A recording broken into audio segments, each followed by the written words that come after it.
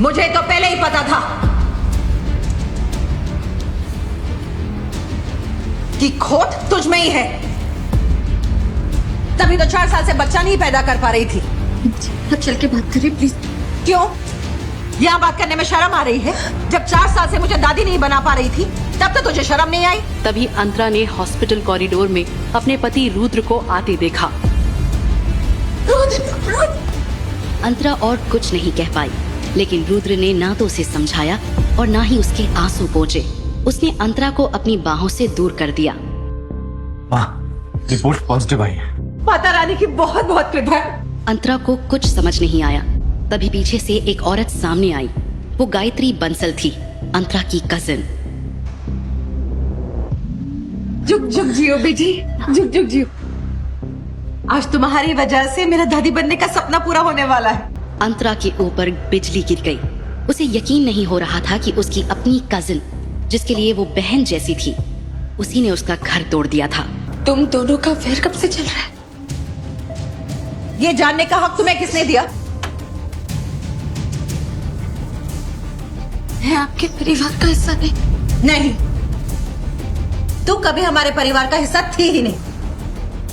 हम लोग घर चलते हैं, गायत्री को आराम की जरूरत है। हाँ बेटा। अंतरा के सारे सवाल अभी खत्म नहीं हुए थे, लेकिन उसने दुनिया के सामने अपना और अपने परिवार का तमाशा नहीं बनाया। रुद्र, मधु और गायत्री गाड़ी में बैठ चुके थे। अंतरा भी गाड़ी के पास आई, लेकिन रुद्र ने उसे रोक दिया। गाड़ी में जगह नहीं है, तुम टैक्सी ले लो। वो क्या है ना, गायत्री के लिए थोड़ा सफोकेटिंग हो जाएगा। सॉरी अंतरा दीदी, वो क्या है ना, डॉक्टर ने कहा है कि प्रेगनेंसी के शुरुआत में थोड़ा रिस्की होता है और रुद्र कोई चांस नहीं लेना चाहते। प्लीज आप बुरा मत मानना। गायत्री की बात सुनकर अंतरा समझ चुकी थी कि रुद्र और उसकी सास मधु ने उसे ठुकराकर गायत्री को अपना लिया है। ये देखकर अंतरा को बड़ा धक्का लगा। अंतरा हॉस्पिटल के पार्किंग लॉट से बाहर आई। अंतरा हाउसवाइफ थी और उसे अपने पास पैसे रखने की इजाजत नहीं थी। यहाँ तक कि घर का सामान लेने के लिए भी अंतरा को अपनी सास मधु से पैसे मांगने पड़ते थे। पैदल चलकर 1 घंटे बाद अंतरा घर पहुंची। मधु और रुद्र को लगा था कि वो घर वापस नहीं आएगी, लेकिन अंतरा का उसके पति रुद्र के सिवा और कोई नहीं था। तुझ में कोई लाज शर्म है कि नहीं? तुझसे कहा था ना कि इस घर में तेरे लिए कोई जगह नहीं है।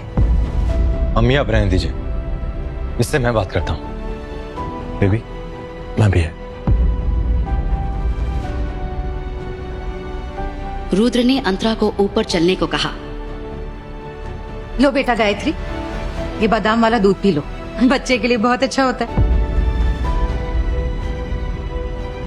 4 साल की शादी में वो दोनों शायद ही कभी एक साथ बेडरूम में रहे होंगे, क्योंकि रात में ज्यादातर रुद्र स्टडी रूम में ही सोता था और अंतरा बेडरूम में।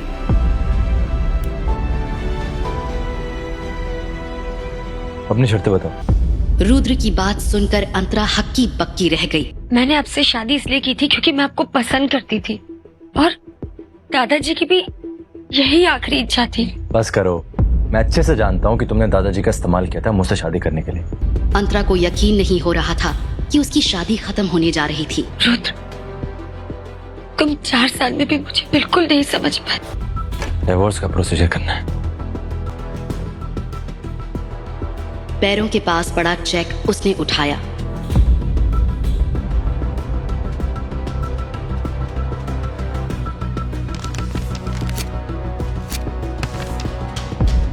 कुछ देर बाद दरवाजा खुलने की आवाज आई। उसे लगा रुद्र आया होगा। वो रुद्र से IVF ट्रीटमेंट की बात करना चाहती थी, लेकिन गायत्री को कमरे के अंदर आते देख अंतरा का गुस्सा बढ़ गया, क्योंकि गायत्री ही थी जिसने उसका घर तोड़ा था। अंतरा का गुस्सा गायत्री पर फूटा और उसने कहा, तुम यहाँ से चली जाओ। मुझे रुद्र ने यहाँ भेजा है आराम करने के लिए। उसने कहा कि अब से ये बेडरूम मेरा और उसका है। तुमसे डिवोर्स होने के बाद वो मुझसे शादी कर लेगा। गायत्री की बात सुनकर अंतरा हैरानी से उसकी तरफ देखने लगी। दिखने में तो वो बिल्कुल पहले वाली गायत्री थी, लेकिन उसका रवैया और स्वभाव से लग रहा था कि वो कोई और ही है। इसमें इतना शौक होने की क्या बात है अंतरा? तुम्हारे ना तो खानदान का अता पता है, ना ही तुम ढंग से पढ़ी लिखी हो। तुम कभी भी रुद्र के लायक ही नहीं थी। इसलिए जल्दी से जल्दी तुम्हें रुद्र से दूर हो जाना चाहिए। भले मैं जैसी भी हूँ, लेकिन जब तक मेरा डिवोर्स नहीं हो जाता मैं रुद्र की पत्नी ही कहलाऊंगी। और तुम चाहे जितनी भी पढ़ी लिखी क्यों ना हो, तुम रुद्र की कहलाओगी। तभी अचानक से उन्हें ऊपर से गायत्री की दर्द भरी चीख सुनाई देती है। रुद्र और मधु एकदम डर कर ऊपर की तरफ भागे। क्या हुआ था ऊपर के बेडरूम में? तुम शायद भूल रही हो कि इस चौल वाली के कारण तुम विदेश जाकर पढ़ पाई हो। तुम खुद चाहती थी कि मैं अब्रॉड जाके पढूं। ये बात कहकर गायत्री ने अंतरा पर गहरा वार किया था, क्योंकि शादी के बाद अंतरा और रुद्र सिर्फ एक बार एक दूसरे के नजदीक आए थे, वो भी इसलिए क्योंकि रुद्र नशे में था। इसीलिए वो जानबूझकर अंतरा की दुखती रक्त पर हाथ रख रही थी। देखो अंतरा, मैं नहीं तो कोई और, आज नहीं तो कल वो तुम्हें छोड़ ही देता, तो फिर मुझ में क्या बुराई है? मैं और रुद्र मिलके तुम्हारा ख्याल रखेंगे। मुझे तुम दोनों की जरूरत नहीं है, मैं खुद कमाकर अपना ख्याल रख सकती हूँ। लेकिन तुम्हें काम देगा कौन? आता क्या है तुम्हें? गायत्री! रुद्र! रुद्र देखो! अंतरा मुझे मार रही है। रुद्र! तुम्हें मेरे साथ जो भी करना है करो। मेरे बच्चे ने क्या बिगाड़ा है तुम्हें? गायत्री! रुद्र! क्या हुआ तुम्हें? गायत्री की हालत देखकर बहुत दर्द हो रहा है मुझे पेट में। रुद्र! वो अंतरा ने मारा मुझे। रुद्र! हमारे बच्चे को तो कुछ नहीं हो जाएगा ना? रुद्र, बहुत दर्द हो रहा है मुझे। हमें से हॉस्पिटल लेके जाना होगा, मैं बिल्कुल रिस्क नहीं ले सकता। मैं एम्बुलेंस को कॉल कर। अगर मेरे होने वाले बच्चों को कुछ भी हुआ ना, मैं तुम्हें छोड़ूंगा नहीं। रुद्र, गायत्री को कुछ ही नहीं होगा रुद्र, क्योंकि मैंने उसे हाथ भी नहीं लगाया है। लेकिन तुम्हें मेरी बात पर भरोसा कहाँ होगा? भरोसा करने लायक तुमने कुछ छोड़ा है? हाँ?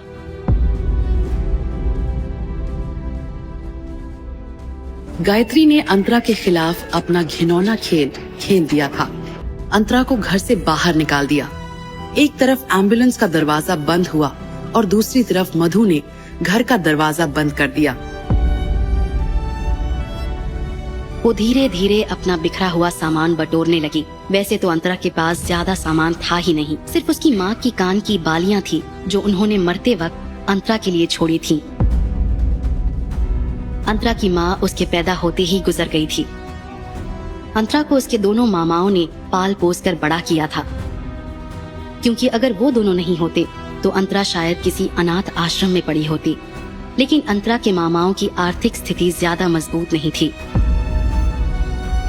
इसीलिए जब गायत्री की पढ़ाई और करियर की बात आई, तब अंतरा ने खुशी खुशी अपनी पढ़ाई अधूरी छोड़कर काम करना शुरू कर दिया था। अंतरा भले ही 12वीं तक पढ़ी थी, लेकिन उसने और उसके मामाओं ने दिन रात मेहनत करके गायत्री को फॉरेन यूनिवर्सिटी पढ़ने भेजा था। और वापस आने के बाद अंतरा ने ही रुद्र से बात करके गायत्री को रुद्र के अंडर जॉब दिलवाई थी। थैंक यू दीदी। रुद्र गायत्री की अदाओं पर आकर्षित होने लगा था। गायत्री को इस बात का अंदाजा था, लेकिन वो रुद्र की जिंदगी में अंतरा की जगह लेना चाहती थी। अपनी बहन अंतरा की जिंदगी उजाड़ने से पहले उसने एक बार भी उसके बारे में नहीं सोचा। अंतरा अपना सामान लेकर आंसू पोंछते हुए मेन गेट के बाहर आ गई। ऐसी कोई जगह नहीं थी जहां वो इस वक्त जा सकती थी। तभी उसकी दोस्त तन्वी का कॉल आया। लो, तो ये बता कि इस वक्त तू है कहाँ? सबके सपने भले ले लिए। ठीक है, तू वहीं रुक, मैं अभी पहुंचती हूँ। वो लोग अपने आप को समझते क्या है? तू चल मेरे साथ पुलिस स्टेशन, अभी उनकी अकल ठिकाने लगाती हूँ। छोड़ना यार, मुझे किसी की कोई कंप्लेन नहीं करनी।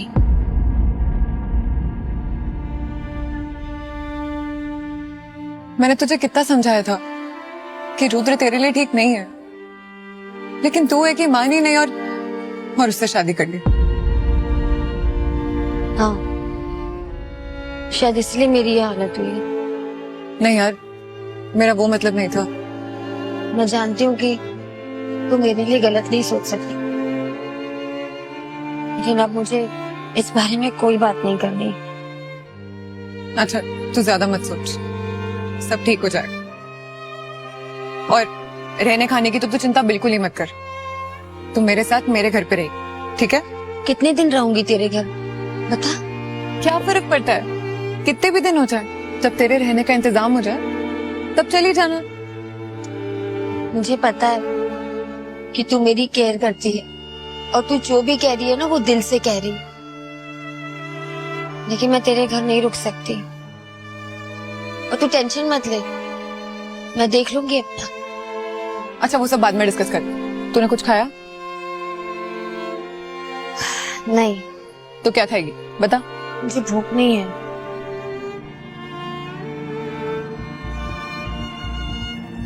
मुझे ड्रिंक करना है। अच्छा ठीक है, लेकिन थोड़ी सी हाँ, और उसके बाद तुझे कुछ खाना पड़े, ठीक है? तो चल फिर। अंतरा और तन्वी जैसे ही एक 5 स्टार होटल के क्लब में घुसे, वहाँ का बारटेंडर उसे देखने लगा। ऐसा लग रहा था जैसे उसे उनके आने की खबर पहले ही मिल चुकी थी। उसने अपने फोन से किसी को फोन किया। तन्वी इस होटल में अक्सर आती जाती थी, इसीलिए वो अंतरा को अपने रेगुलर टेबल पर ले गई। अंतरा ने वाइन की बोतल उठा ली और सीधे उसी से वाइन पीने लगी। यार क्या कर रही है? मैंने तुझे पहले ही बोला था कि तू कम पिएगी। वैसे ही तू ड्रिंक नहीं करती है, इसलिए तुझे हजम भी नहीं होगी यार। छोड़ इसको। मैं ठीक हूँ, आज मुझे पीने थे। उसने ये कह तो दिया था, लेकिन उसकी कत्थई आंखों से फिर से आंसू की धार बहने लगी। कुछ ही देर में अंतरा को नशा चढ़ने लगा। तन्वी के पापा बहुत बड़े बिजनेसमैन थे, इसीलिए उनकी कंपनी के नाम एक स्वीट हमेशा होटल ओशन स्टार में रिजर्व्ड रहता था। बस कर यार, अभी हो गया। डैनी, इनको रूम नंबर 604 में लेकर जाओ जल्दी। तू संभाल खुद को यार। तू इसके साथ जा, ये तुझे ऊपर छोड़ देगा। वहां पे मेरा वेट करना, ठीक है? मैं भी एटीएम से कैश निकाल के ला रही हूँ और तेरे लिए एस्पिरिन भी ले आऊंगी। तुझे लगता है हैंगओवर होने वाला है? तू जा आराम से। अंतरा को नशे में बिल्कुल भी होश नहीं था, इसीलिए वेटर के सहारे वो क्लब से बाहर स्वीट रूम की तरफ निकल जाती है। तन्वी भी वहाँ से बाहर निकली। वो बारटेंडर तन्वी को बाहर जाते देख रहा था। अंतरा उस रात पूरी तरह से नशे में डूब चुकी थी। उसके कदम लड़खड़ा रहे थे। उसे कभी धुंधला दिखाई दे रहा था तो कभी थोड़ा साफ। वेटर उसे कमरे में छोड़कर चला जाता है। कमरे में बहुत कम रोशनी थी और अब तक अंतरा को फुल ऑन नशा चढ़ चुका था। अंतरा ने जैसे ही उस अंधेरे कमरे में नजर घुमाई तो अचानक से उसे बेड के किनारे पर रुद्र जैसा कोई बैठा दिखाई दिया। उसे लगा कि वो रुद्र ही है। ये देखकर उसके चेहरे पर मुस्कान आ गई। अंतरा धीरे से उसके करीब बढ़ी और फिर धीरे धीरे बात आगे बढ़ने लगी। मुझे पता था कि तुम जरूर आओगे रुद्र। लेकिन जिसे अंतरा रुद्र समझ रही थी वो दरअसल कोई और आदमी था। जब अंतरा की नींद खुली तब सुबह हो चुकी थी, लेकिन सूरज नहीं निकला था। उसने देखा कि वो स्वीट के बेडरूम में अकेली थी। हैंगओवर की वजह से उसका सर बहुत दर्द कर रहा था। रात को क्या हुआ था कि ये जरूर उसका सपना होगा, क्योंकि उसे खुद पर यकीन था अगर ऐसा कुछ हुआ होता तो कोई उसे वापस कपड़े क्यों पहनाता। अंतरा ने टाइम देखने के लिए अपना फोन निकाला। उसमें तन्वी के 45 मिस्ड कॉल्स थे। इतने सारे मिस्ड कॉल्स? उसने तुरंत उसे कॉल बैक किया। अंतरा कहाँ है तू? मैं कल रात से तुझे ढूंढ जा रही हूँ। होटल रूम में। मुझे एक बार अपना रूम नंबर चेक करके बता।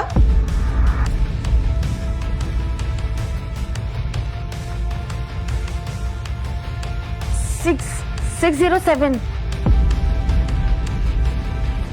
अंतरा ने स्वीट का मेन डोर खोला। बाहर तन्वी के साथ होटल का मैनेजर और सिक्योरिटी हेड थे। अंतरा को समझ नहीं आया कि मामला क्या है। हाँ ये है, हम जा सकते हैं।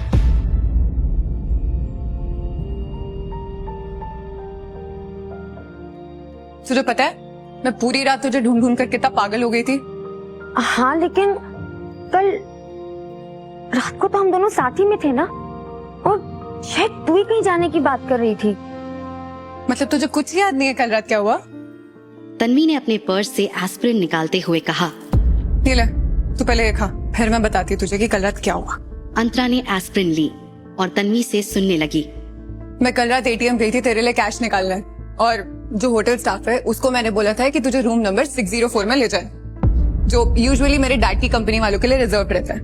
पर शायद शोर की वजह से उसने 604 को 607 समझ लिया और तुझे यहाँ लाकर रख दिया। और वो जो वेटर था जिसने तुझे यहाँ छोड़ा, उसकी भी शिफ्ट खत्म हो गई, इसलिए वो भी चला गया और उसका कॉल भी नहीं लग रहा था। और ऊपर से यहाँ का सीसीटीवी, इसको भी कल ही खराब होना था। तुझे इतने कॉल्स किए और तू उठा ही नहीं रही थी। अब इतने बड़े होटल में मैं तुझे कहाँ ढूंढती रहती है यार। सॉरी यार, फोन साइलेंट मोड पर था। अभी मैं बस पुलिस के पास ही जाने वाली थी। बहुत अच्छा हुआ तेरा कॉल आ गया।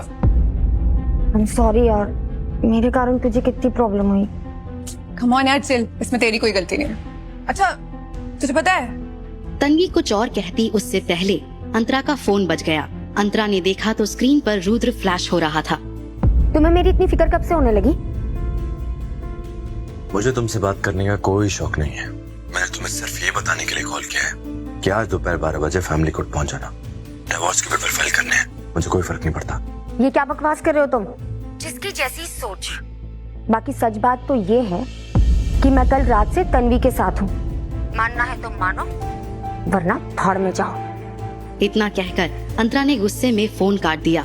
आज पहली बार अंतरा ने उसका कॉल काटने की हिम्मत की थी। अंतरा को समझ आ गया था कि अब रुद्र के सामने गिड़गिड़ाने का कोई मतलब नहीं था। रुद्र ने मुझे फैमिली कोर्ट बुलाया है। जितनी जल्दी ऐसे गिरे हुए इंसान से तुझे छुटकारा मिल जाए ना, उतना ही बेहतर है तेरे लिए। तू खुद को देख यार, तू कितनी सुंदर है। उस रुद्र से लाख गुना बेहतर लड़के मिल जाएंगे तुझे। रुद्र, अंतरा ठीक तो है ना रुद्र? ठीक ही होगी। उसने कहा कि वो तन्वी के साथ है। चलो अच्छा है, अंतरा भी ठीक है और हमारा बच्चा भी ठीक है। अगर हमारे बच्चे को कुछ हो जाता ना रुद्र, तो मैं जी नहीं पाती। नहीं नहीं, तुम बिल्कुल टेंशन मत लो। मैं हमारे होने वाले बच्चों को कभी कुछ नहीं होने दूंगा। मैं जानती हूँ अंतरा को जब से हमारे रिश्ते के बारे में पता चला है, उसे बहुत बड़ा धक्का लगा है। रुद्र, अगर वो गुस्से में कुछ उल्टा सीधा बोल दे तो प्लीज उसे माफ कर देना, क्योंकि आज मैं जो कुछ भी हूँ ना, वो सिर्फ और सिर्फ अंतरा की वजह से ही हूँ। तुम ये सब फिक्र छोड़ो और बिल्कुल टेंशन मत लो। मैं डॉक्टर से मिलके आता हूँ, अगर सब ठीक है तो हम अभी घर के लिए निकलते हैं। ओके? इतना कहकर रुद्र वार्डरूम के बाहर निकल गया। उसके बाहर जाते ही गायत्री तुरंत बेड से उठी और एक नंबर डायल किया। हेलो। फोटोज क्यों नहीं आए अब तक? अरे मैडम, बिना लड़की के फोटो कहाँ से भेजूं? वो आदमी होटल सहारा के रूम नंबर 602 में था और उसके साथ और 5 लोग थे। क्या मतलब? हम लोग रात भर लड़की को ढूंढते रहे। जैसा आपने बोला था कि लड़की होटल में मिलेगी, लेकिन लड़की कहीं नहीं मिली। ये सुनकर गायत्री थोड़ा हैरान हो गई। उसे पता था कि अंतरा की खास दोस्त तन्वी अक्सर होटल ओशन स्टार जाती है, इसलिए उसने काफी दिन पहले होटल के बारटेंडर को पैसे देकर खरीद लिया था। बारटेंडर की मदद से गायत्री का प्लान क्लियर था। वो गुंडों को होटल रूम में भिजवाकर जबरदस्ती तन्वी की प्राइवेट फोटोज क्लिक करवाने वाली थी और फिर उन फोटोज के जरिए अंतरा को ब्लैकमेल करना चाहती थी। लेकिन कल रात तन्वी के साथ अंतरा भी होटल में थी। गायत्री ये सुनते ही ज्यादा एक्साइटेड हो गई। बारटेंडर ने जैसे ही गायत्री को तन्वी की फोटो भेजी, तन्वी ने वो फोटो तुरंत अपने गुंडों को भेजा और प्लान एग्जीक्यूट करने को कहा। आपने बोला था कि लड़की सुंदर होगी। अब हमारी टीम गालियां दे रही है, तो या तो लड़की दो या फिर डबल पैसा, वरना तुम्हारे होने वाले पति रुद्र को मैं सब कुछ बता दूंगा। समझे? हाँ समझ गई, रुको मैं कुछ करती हूँ। फोन रखते ही गायत्री प्लान बनाने लगी। उसने डिसाइड किया कि वो अंतरा का पता लगाकर उन बदमाशों को बता देगी। अब तक सूरज निकल चुका था। सुबह की रोशनी स्वीट की लिविंग रूम की बड़ी खिड़कियों से अंदर आ रही थी। तभी रूम नंबर 602 में 10 लोग हैं जो तुम्हारे साथ कुछ गलत करना चाहते हैं और उन्हें गायत्री ने भेजा है। मैसेज पढ़कर अंतरा हक्की बक्की रह गई। व्हाट? लेकिन तुम कौन हो और ये सब कैसे जानते हो? तुरंत रिप्लाई आया, मैं वही हूँ जिसने कल रात तुम्हारी छोड़ा है। ये देखते ही अंतरा की आंखें बड़ी हो गई। वो तुरंत आईने के पास गई, अपनी पीठ देखी। कंधे के पीछे एक का निशान था। इसका मतलब ये था कि जो कुछ रात हुआ वो एक सपना नहीं था बल्कि हकीकत थी। अंतरा की हालत खराब होने लगी। तब एक और टेक्स्ट आया। मैंने जो कल रात तुमसे कहा था, अगर तुम उसके लिए तैयार हो तो मुझे कॉल जरूर करना। डिसीजन तुम्हारा है, और हाँ, कोई जल्दी नहीं है। अंतरा ये सब पढ़कर उस रात की मोहक आवाज को याद करने लगी। जो तुम्हारे साथ हुई नाइंसाफी का बदला लेगा, तुम्हारे सारे हक तुम्हें दिलवाएगा। उसके दिमाग में सवालों का तूफान था।